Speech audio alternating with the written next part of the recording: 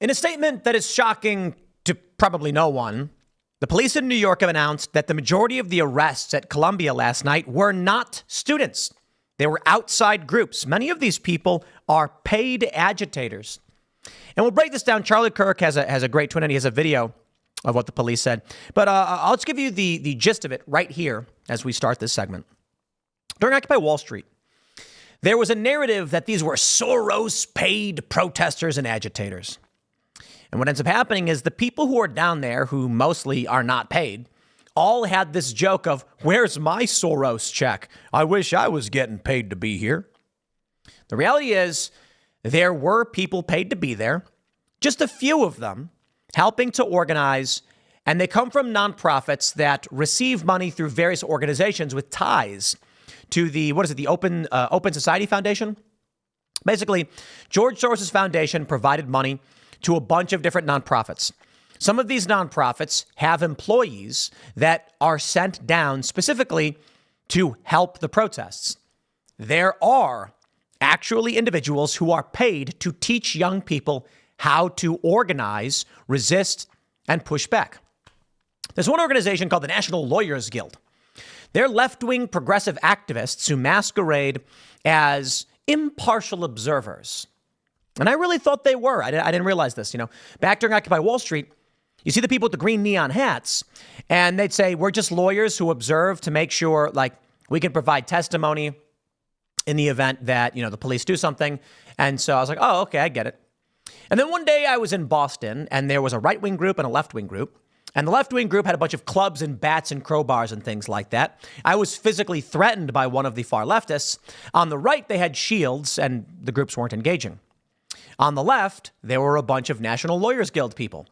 And I know some of them. And I said, so what do you guys do? And they're like, we're observing. And I was like, how come you're not over there? And they were like, what do you mean? And I was like, well, the National Lawyers Guild is only here with the masked people with weapons. And you're not over there observing the other group. And they were like, what do you mean? What do you mean? I was asking a basic question. Well, it's because, as was explained to me, they're a progressive activist organization. It's not about protecting people from police or abuses.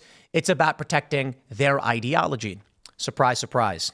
I bring this up because what the right doesn't realize, there is a massive, and to a certain extent they do, but there's a massive network of organizational nonprofit power behind protests like this, exemplified by the fact the majority of the people occupying a building were not students. Here's the Post-Millennial. They report, on Tuesday night, Columbia University released a statement after calling the NYPD to arrest pro-Hamas activists who occupied, vandalized, and blockaded one of the buildings on campus, which revealed that the group that broke into and occupied the building is led by individuals who are not affiliated with the university. Over 100 people were arrested at Columbia. Over 100? It says 300. Well, let me play the video clip so we can, and this is MSNBC, mind you. We'll play the clip here. Charlie Kirk tweeting, 2 key confirmations. The criminals who seized Hamilton Hall at Columbia were outside agitators, not students. Well, it's a mix, but many of them are not students. Students definitely played a role. 2, approximately 300 were arrested at Columbia University overnight, the majority of whom are not students. That's important.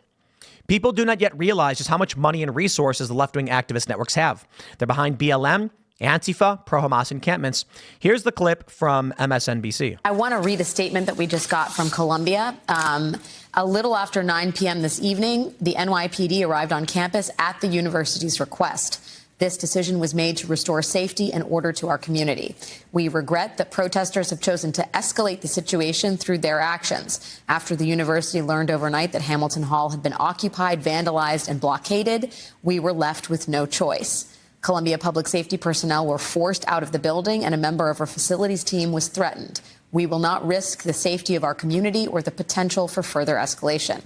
The leadership team, including the Board of Trustees, met throughout the night and into the early morning, consulting with security experts and law enforcement to determine the best plan to protect our students and the entire Columbia University community. We made the decision early in the morning that this was a law enforcement matter and that the NYPD were best positioned to determine and execute an appropriate response. This is interesting. We believe that the group that broke into and occupied the building is led by individuals who are not affiliated with the university. Wow. Sadly, this dangerous decision followed more than a week of what had been productive discussions with representatives of the West Lawn encampment. It goes on to talk about the security precautions that they're taking on campus. And they are making clear that the life of campus cannot be endlessly interrupted by protesters who violate the rules and the law. So that they said they were led by people who were not affiliated with the university. Unsurprising. And what more can be said, right? Here we have, I'm going to play this for you. And I'm playing this for you partly to insult and demean the people who were inside the building. But it is important to say that there were students involved in this. And in this clip, the students involved are very upset that their playtime is over. They just barricaded us in. Oh my fucking God. You're laughing. You're laughing. No fucking way. I can't say, you know. Fuck you. It's finals. Can I go home? And there you have it. Oh my effing God, no effing way, F you. It's finals. Can I go home? Aw. Did poor baby think she was playing make-believe? And you're going to go inside a building with people who are smashing everything up, barricading it, and you weren't going to get arrested? These people live in this fantasy world where they're just playing a game. They think they're playing cops and robbers. Well, now you're not going to go home. You spend the night in jail. Fortunately, most of the protesters already know, for them, I should say fortunately, that they'll be let out right away. One of the protesters was being interviewed, and he says, just like all the criminals in this city, we know that we'll be released instantly without charge, and there's nothing anyone can do about it. The New York Post reports notorious anti-Israel protester Lisa Fithian paid $300 a day to teach activists spotted among Columbia rioters. I think it's funny that this is like news to the New York Post. Lisa Fithian is very well known in activist circles. She was down at Occupy Wall Street and many of the subsequent protests. And she is I suppose you can say a professional protester. I don't know how you describe it.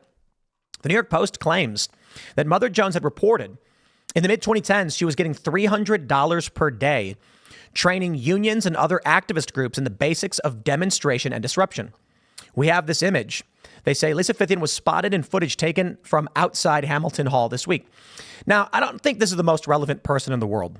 Activists know who she is. She's well known. But I think it shows.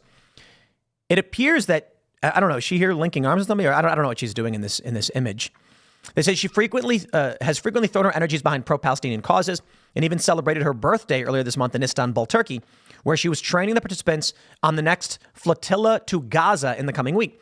And so this is what I referenced earlier in the day, the tourists, we call them. People who appear in Turkey somehow. And you have to wonder who's funding this international organizing effort. It's rather interesting, isn't it? But of course, this shows you the degree, the scale to which this stuff is organized. They say, quote, "It is long past time for this violent Israeli occupation to end," Fithian said in a 2018 profile. "This hateful Israeli occupation of Palestine is not only doing harm and causing death for Palestinians, it is harming the water, the land, and the soul of the Israelis." She insisted, adding that a global wave rising for justice will not cease until Palestine is free.